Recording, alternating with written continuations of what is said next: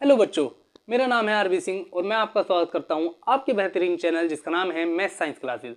और आज हम पढ़ने वाले हैं न्यूटन्स लॉ ऑफ मोशन। देखिए, बात करें न्यूटन्स लॉ ऑफ मोशन की तो न्यूटन्स लॉ ऑफ मोशन एक काफ़ी बेहतरीन और काफ़ी बढ़िया चैप्टर है जो कि आपके फिजिक्स में काफ़ी बड़ा वेटेज रखता है। बात करें नीट की तो नीट में करीब करीब 5 से 6 सवाल आपके न्यूटन्स लॉ ऑफ मोशन से देखने को मिल जाएंगे। और बात करें जेईई मेन की तो वहाँ पे भी आपको 5 सवाल न्यूटन्स लॉ ऑफ मोशन से देखने को मिल जाएंगे। तो चलिए शुरुआत करते हैं आज के lecture Newton's law of motion की। तो चलिए, न्यूटन्स लॉ ऑफ मोशन में हम सबसे पहले पढ़ेंगे Newton's first law of motion. चलिए, Newton's first law of motion.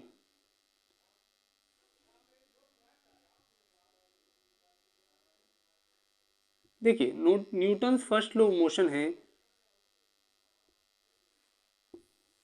कि अगर कोई भी बॉडी रेस्ट में है या फिर कोई भी बॉडी मोशन में है तो वो बॉडी रेस्ट में ही और मोशन में ही रहेगी अनटिल एंड अनलेस जब तक उस पर कोई एक्सटर्नल अप्लाइड फोर्स ना लग जाए।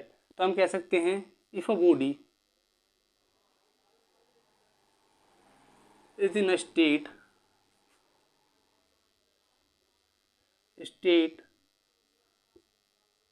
ऑफ रेस्ट और in a state of motion,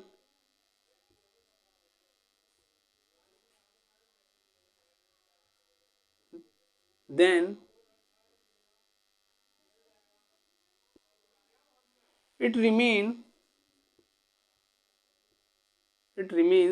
in a state of rest or motion.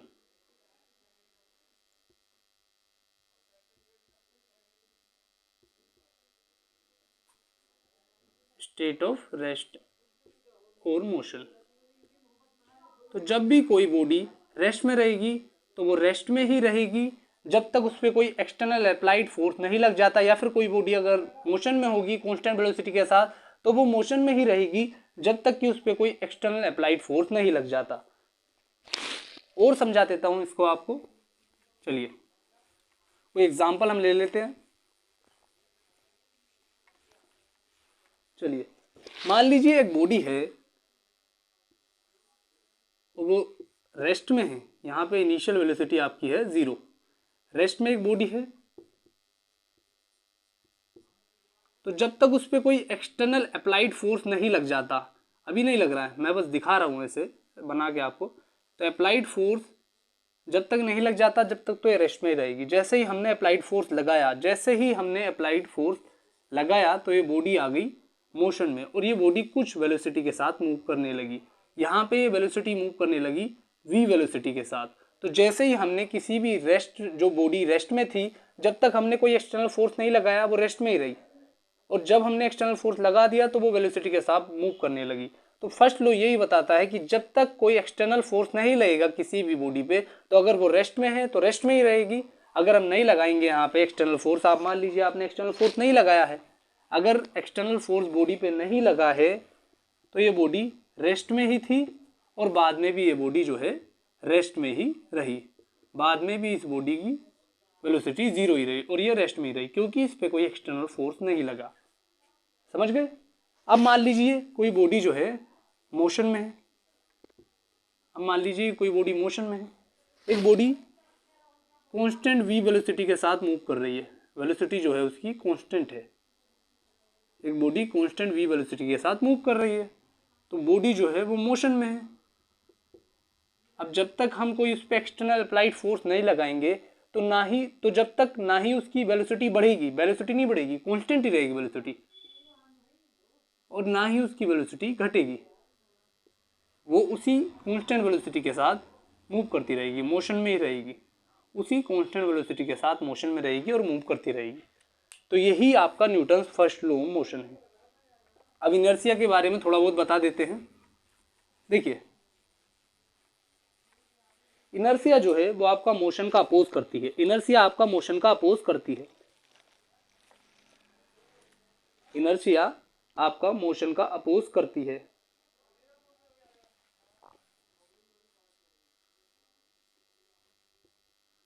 Inertia के बारे में अब हम पढ़ेंगे।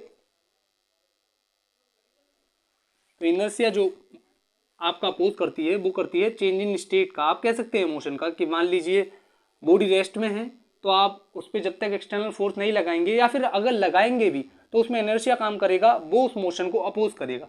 तो इनर्शिया अपोजेज, यहाँ पे पूरे लिख देते हैं, inertia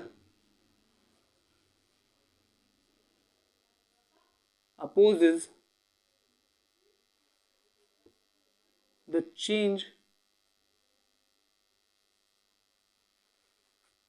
in state of a body, मान लीजिए कोई बॉडी कांस्टेंट वेलोसिटी के साथ मूव कर रही है और उससे हमने फोर्स लगा के रोक लिया, तब भी वहां पे इनर्शिया लगेगा। तो इनर्शिया मोशन, कोई बॉडी रेस्ट में है तो उसे मोशन करने से रोकती है, और कोई बॉडी मोशन में है तो उसे रेस्ट में आने से रोकती है। एक तरीके से जब भी किसी बॉडी की स्टेट चेंज होती है तो उसे उसका अपोज करती है इनर्शिया। अब इनर्शिया 3 तरीके की लगती है। देखिए इनर्शिया 3 तरीके की लगती हैं। पहला हम पढ़ लेते हैं inertia of rest. Inertia of rest पहला हम पढ़ लेते हैं, इनर्शिया ऑफ रेस्ट।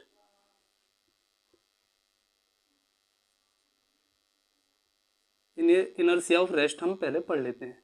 अब यहाँ पे एक एग्जांपल ले लेता हूँ मैं। मान लीजिए आप एक बस में बैठे हैं, ये आप बैठे हैं, बत्ती सी दिखा रहे हैं दांत, ये आप बैठे हैं, और एकदम से बस जो है, अभी तो बस रेस्ट में थी, वेलोसिटी 0 थी, बस की वेलोसिटी जो थी वो 0 थी। अब एकदम से जो है बस की वेलोसिटी मूव कर जाएगी। अब जो होती है बस की वेलोसिटी मान लीजिए v हो जाती है, पहले u थी, अब वेलोसिटी v हो गई। इसको मैं और सही तरीके से बना देता हूँ, ड्रॉ कर देता हूँ। मान लीजिए एक बस है, उसमें एक आदमी बैठा है या आप बैठे हैं मान लीजिए, और उसकी वेलोसिटी अभी 0 है, अभी 0 है, रेस्ट में है बस। अब ये बस स्टार्ट हो गई, इस पर एक अप्लाइड फोर्स लगा, इंजन ने लगाया और बस मूव करने लगी विद वेलोसिटी। एकदम से स्टार्ट हुई, बस की वेलोसिटी हो गई v, बस v वेलोसिटी के साथ मूव करने लगी। तो ये जो अंदर आप बैठे थे, ये ऐसे ना होके ये कुछ ऐसे हो जाएंगे, ऐसे ये पीछे को गिर जाएंगे। तो आप क्या कह सकते हैं, आप ये जो बॉडी थी अंदर या आप बैठे थे वो हो गए मूव बैकवर्ड। आपने एक्सपीरियंस भी करा होगा कि जब भी आप बस में बैठते हैं और बस एकदम से स्टार्ट हो जाती है, या आप कह सकते हैं कार में आप बैठे हैं एकदम से स्टार्ट हो गई, तो आपकी जो बॉडी है वो बैकवर्ड मूव कर जाएगी, क्योंकि आप रेस्ट में हैं। आपकी पोजीशन इस पोजीशन में थी, आपकी बॉडी चाहती थी कि मैं इस पोजीशन पे रहूं, पर एक अप्लाइड फोर्स लगा जिसकी वजह से आपकी जो बॉडी थी वो तो इस पोजीशन में ही रहना चाहती थी, पर एकदम से मूव करा, तो मूव करने की वजह से आपकी बॉडी तो यहाँ पे थी और एकदम से मूव करा तो आपकी बॉडी पीछे को बैकवर्ड मूव कर जाती है। कभी कभी गिर भी जाते हैं, आपने देखा होगा, आप बस में खड़े हैं और एकदम से बस वाला चला दे, स्पीड बढ़ा दे, एकदम से चला दे, और जैसे ही आप रेस्ट में थी बस और एकदम से चल गई तो आप पीछे को गिर भी जाते हैं, कई सारे इंसान गिर जाते हैं, है नहीं।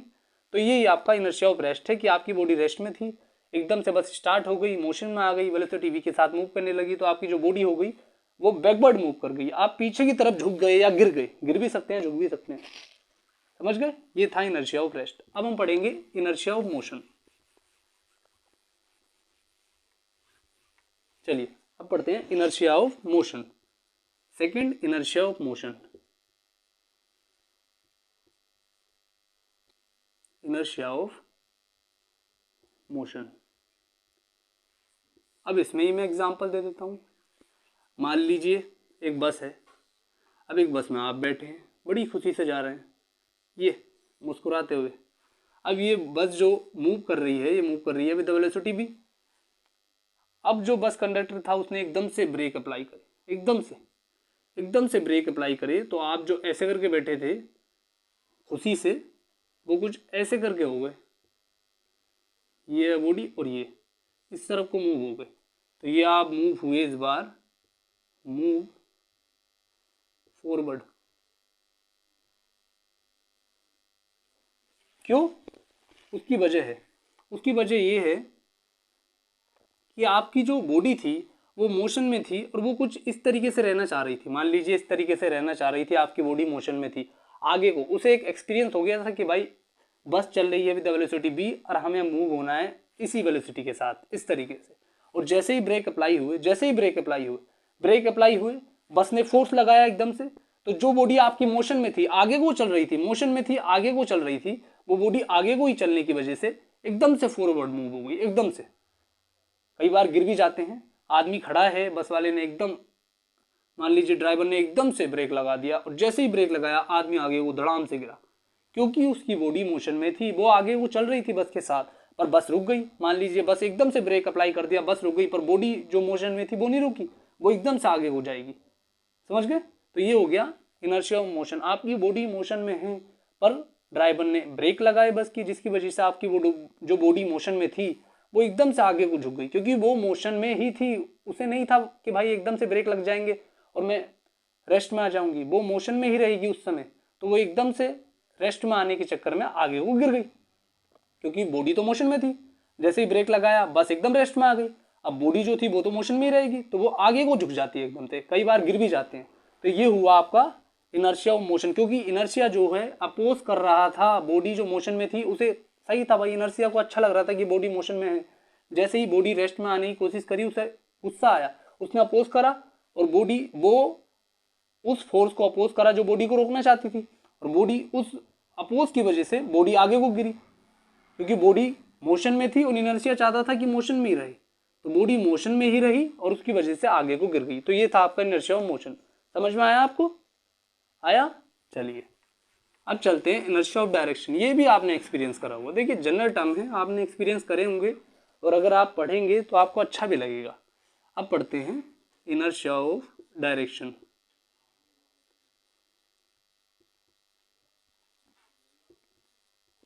इनर्शिया ऑफ डायरेक्शन, देखिए इनर्शिया ऑफ डायरेक्शन भी काफ़ी इंपॉर्टेंट है, और ये भी आपने अपने लाइफ में एक्सपीरियंस ज़रूर करा होगा मेरे हिसाब से। इसका ही मैं एग्जांपल ले लेता हूँ। मान लीजिए एक इस तरीके से रोड आ रही है, ये टर्न है, अब यहाँ पे एक बस चल रही है विद अ वेलोसिटी v, यहाँ पे आप खुश मिजाज बढ़िया करके यहाँ पे खड़े हैं ऐसे करके, और एकदम से जो है बॉडी बस जो है वो इस तरफ को मूव करती है। बस अब यहाँ पे आ गई, बस अब यहाँ पे आ गई, और अब ये आप खड़े हैं तो आप इधर को झुक जाएंगे। अब जो बॉडी जो है यहाँ पे झुकेगी, क्यों झुकेगी?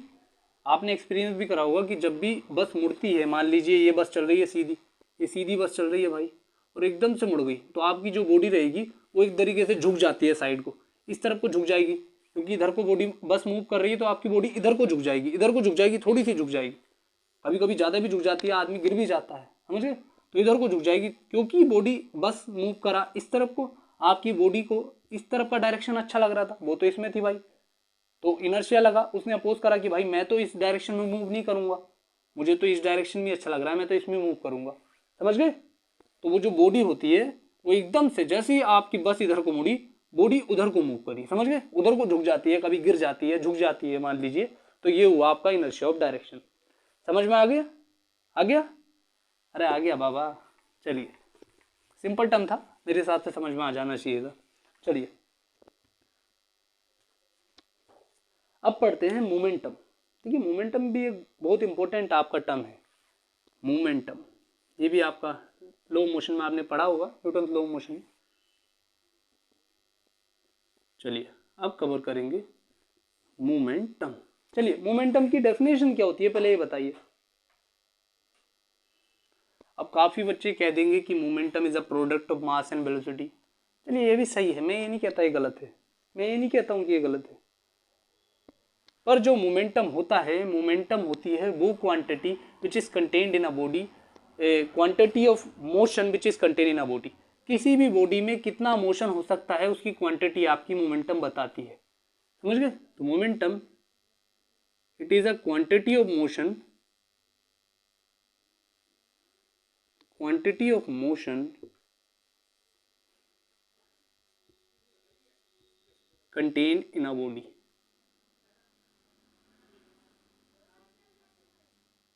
contained in a body, किसी बॉडी में कितना मोशन हो सकता है उसकी जो क्वांटिटी है वो आपका मोमेंटम बताता है। It is a quantity of motion contained in a body. किसी भी बॉडी में कितना मोशन हो सकता है उसकी क्वांटिटी को आपका मोमेंटम बताता है, या आप कह सकते हैं। अब एक और डेफिनेशन मैं आपको लिखवा देता हूँ। It is a product of mass and velocity, mass and velocity. Definition दोनों सही है, पर मैंने क्यों कहा it is a quantity of motion content in a body, जिससे कि आपको पता चले कि मोमेंटम असलियत में है क्या। मोमेंटम बताता है कि कोई भी बॉडी कितना मोशन कर सकती है। हाँ, ये भी सही है कि it is a product of mass and velocity, ये मास एंड वेलोसिटी का प्रोडक्ट होती है, ये डेफिनेशन भी बिल्कुल सही है। अब इसे हम न्यूमेरिकली डिनोट करेंगे। चलिए देखिए, सबसे पहले तो मैं आपको बता देता हूँ कि मोमेंटम पी से हम डिनोट करते हैं, सबको पता होगा। और मोमेंटम पी जो है वो होता है इज अ वेक्टर क्वांटिटी, ये वेक्टर क्वांटिटी है, उसकी वजह देखिए इसके अंदर जो वेलोसिटी प्रोडक्ट में क्या होता है, momentum is a product of mass and velocity. Velocity क्या है, एक वेक्टर क्वांटिटी, मोमेंटम क्या हो गया, एक वेक्टर क्वांटिटी, समझ गए। तो momentum is a vector quantity and it is a product of mass and velocity. अब इसकी यूनिट क्या होगी, बताइए यूनिट क्या होगी, ऐसा यूनिट बताइए इसकी, ऐसा यूनिट बताइए, ऐसा यूनिट निकाल लीजिए भाई। पी की ऐसा यूनिट ऐसे निकाल सकते हैं हम, मास की होती है केजी, वेलोसिटी की मीटर पर सेकंड या कह सकते हैं सेकंड -1, तो ये हो जाएगी केजी मीटर पर सेकंड। ये होती है आपकी मोमेंटम की एसआई यूनिट। मोमेंटम की एसआई यूनिट क्या होती है, केजी मीटर पर सेकंड, समझ गए।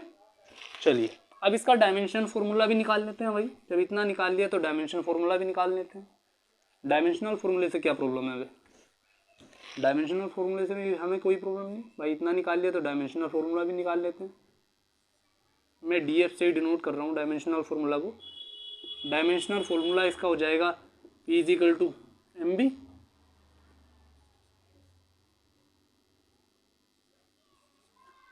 तो ये हो जाएगा, मास को MC डिनोट करते हैं, वेलोसिटी को LT की पावर -1, तो डायमेंशन क्या हो गया मोमेंटम का, ये हो गया MLT की पावर -1।